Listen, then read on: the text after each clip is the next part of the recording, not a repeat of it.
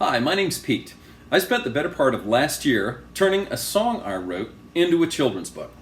The book went live on Amazon on November 6th, and I thought I had everything in place to give it a solid launch. I had spent months building a website, carefully crafting paid Facebook ads, a video book trailer, as well as an entire video version of the story set to the music of the song that the story is based on. I sent out probably 200 press releases to print, radio, and TV outlets, and did my first ever book reading. It was online because of COVID, and I couldn't go do live readings in bookstores or libraries or that sort of thing, but I thought it went really well. I even created a little online store using a dropship service called Threadless, so folks who liked the story could get clothing items and other stuff with characters from the book. I ended up getting some really nice reviews, some blog post mentions, a great print and online feature story in my hometown newspaper, a write-up in a magazine out of the UK, and I was featured in a podcast by a lovely Australian singer-songwriter and incidentally mom of several little ones, that would be the target audience for my book, who had a great following. I thought I was positioned for success. So when the time came to upload to Amazon KDP, I was convinced I'd done everything possible to position my book for a successful launch. I figured the only thing left to do at that time was sit back, start watching my sales add up, and wait for a call from a producer who wants to turn my story into a Hallmark Christmas movie. I just knew it was going to be great. Well, long story short, 9 months of focused effort, not to mention some pretty substantial financial investment, and as of mid-January this year, I had sold specifically 82 books, many of which I'm pretty sure were purchased by supportive friends and family. Needless to say, that was pretty disappointing. Now, I recognize, I have to acknowledge right up front, it's entirely possible my sales were flat because the book is simply unremarkable. I mean, the best advertising in the world isn't going to sell something nobody seems particularly interested in buying. But on reflection, I thought to myself, I got great reviews from established, legitimate reviewers that I'd never met before and to whom I was not related. So I think the book's pretty darn good. The problem is, I had no idea how many other writers I was competing with when trying to attract buyers. I've since read several articles about the market, and those sources differ as to the exact numbers, as it turns out because services like Amazon KDP, which I used, now make it so easy for new independent authors to get their creations out there, the supply of books has absolutely exploded. As of 2019, there were over 4 million new books being published every year. That's almost 11,000 a day, in the neighborhood of 500 per hour. If you want to get really depressing, about one new book every 10 seconds. Even if only a fraction of that number are children's books, it's still sort of a buzzkill when you think about the competition. According to Barrett Kohler Publishers, for every available shelf space in a bookstore, there are anywhere from 100 to 1,000 titles competing for it. I was a little heartened to see that my first year experience also wasn't as abysmal as I originally thought. According to Publishers Weekly, the average new book sells about 200 copies a year and no more than 1,000 over the course of its lifetime. So the question is, how do you get your new book noticed amid all of that supply? As I noted earlier, this is my first book, but I've been writing and releasing music for a couple of years now, using a music industry equivalent of Amazon KDP. And I've got a little body of work out there under a couple of different names on iTunes, Spotify, and all major online music platforms. The number of new songs released per day is about 4 times the number of new books released per day. So finding listeners for new music is even more challenging than finding readers for new books. Of all of the songs I've written, the one that's dramatically outperformed all the others is the first one I ever released. Now, the singer was outstanding, super talented, but I recorded and produced it in my basement on an old laptop with an entry-level microphone. Now, while the vocalist was amazing, my production value was at best painfully average.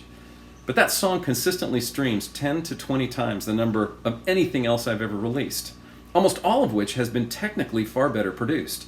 The only difference between that song and the others that don't seem to be doing as well is that that song was featured in a top 10 type list, a best of list. The song, which is called Far From Perfect, But He Was Mine, was featured in a best of list on a blog site called Beyond the Dash, which is an online community that helps grieving people deal with the loss of a loved one. Now, though I'm no advertising genius, as my soft sales attest, It strikes me that these sorts of best of lists, or top 10 or top 50, top whatever lists, seem to be a great way to get discovered by an audience who's looking for exactly what you've written about. If you're not convinced, try this little experiment. Go to Google, start typing best children's books about, and just wait and see what pops up. My book happens to be about Christmas, but you can find similar top 10 or best of collections about darn near anything to do with children's books. Making Friends, Dinosaur, heck, broccoli, for heaven's sake. So this year, I intend to write and submit to bloggers, book reviewers, and all manner of print and online media outlets an article entitled The Best New Children's Books You've Never Heard Of, or something like that, using whatever terms test out as being most likely to pop up in searches. Which, by the way, you can learn all about using free online services like Google Trends, Hashtagify, and tons of others that'll help you figure out what terms to use in your advertising materials that will make your book more likely to pop up in other people's searches. So what's the bottom line? What am I proposing here? I'd like to assemble a collection of recently published Christmas-themed children's books whose sales have been roughly in line with what Publishers Weekly says is about the average. So what I need is material to build this article around. I'm looking for picture books about Christmas, first published and available for sale anytime after January 1, 2018, that have sold less than 500 copies as of January 1, 2021. Now, truth in advertising, I'm going to put my book in the list because I think it's pretty good. But the article isn't going to be described as a contest. The books will not be rank ordered in any way or anything like that. There's no prizes, other than hopefully the potential for some exposure for some great new kids' books. Essentially what I envision is a collection of images of the book covers, accompanied by a little description of the story and maybe something about the author. If this sounds like something you'd like to be a part of, send me an email at littlepinkkittychristmas@gmail.com. And I'll send you back an email with a little questionnaire, a release to use the cover image of your book, and any quotes and that sort of thing. I'm going to ask you to send me a copy of your book, either paper or PDF, whatever works. If you send me a paper copy with a postage-paid return mailer, I'll return it to you after I write the article. I'm also going to ask some educators I know for their opinions about any books I receive. Again, this is not a contest or anything. There's no quality cut. I just want to make sure I don't include anything in the article that's commonly regarded as inappropriate in a children's book. I don't suggest anybody's going to submit anything with vulgarity or anything like that, but I'll give you an example from my own experience. One of the illustrations in my book originally showed a holiday-themed room with all sorts of decorations and such. On one of the tables there was what clearly appeared to be a bottle of wine and some glasses. Now, I wasn't at all offended by that, because if it were my house during the holidays, frankly, you'd almost certainly see a bottle or two of wine with some glasses around it. But before going final with the book, I sent out a proof to some folks knowledgeable about children's books and asked for feedback. And the unanimous opinion provided to me by all of them was that kids' books shouldn't ever have any depictions of alcohol in them. So I asked my illustrator to tweak the drawing. She changed the wine bottle into a soda bottle. So basically what I'm saying here is that there's no guarantee every submission I will receive will be included in the article, but I'll definitely let you know one way or the other.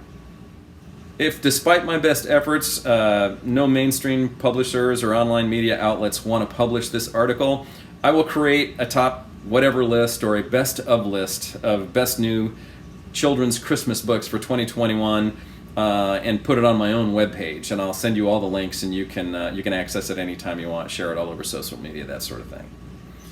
Once again, I hope to hear from you. I hope this idea has some traction. Send me an email at littlepinkkittychristmas@gmail.com, or if you want to check out my webpage, learn a little bit more about me, making up your mind whether or not this is something legit, you can look at my songwriter webpage. That's at www.thisislifesong.com.